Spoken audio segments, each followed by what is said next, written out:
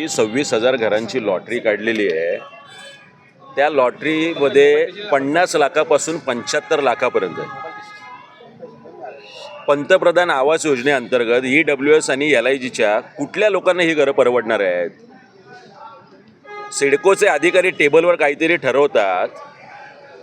पंतप्रधान आवास योजनेच्या योजना छत्तीसगड, दिल्ली आणि स्वतः गुजरातमध्ये वेगळ्या राबवल्या जातात.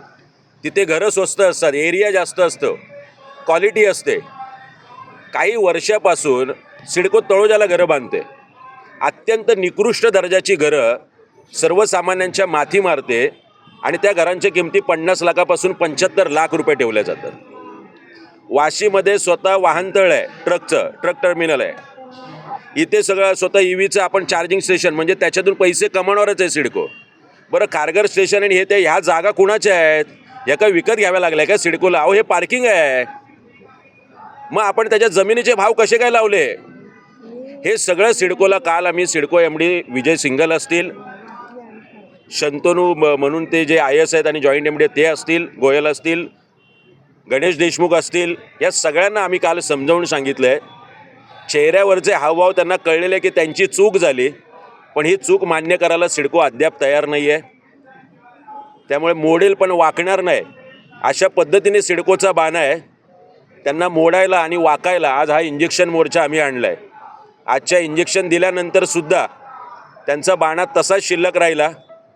येत्या 11 आणि 12 तारखेला घरं सिडकोची महाग का आणि घरं स्वस्त का झाली पाहिजे याचं एक चित्रांचं अभ्यासू असं प्रदर्शन आम्ही वाशी येथे लावणार आहोत.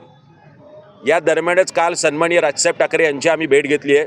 राजसाहेबांच्या माध्यमातून परत एकदा मागच्या वर्षीप्रमाणे आम्ही मुख्यमंत्री देवेंद्र फडणवीस यांची वेळ घेणार आहोत, एकनाथ शिंदे साहेबांची वेळ घेणार आहोत. माझं या माध्यमातून सगळ्या 288 आमदारांना आव्हान आहे.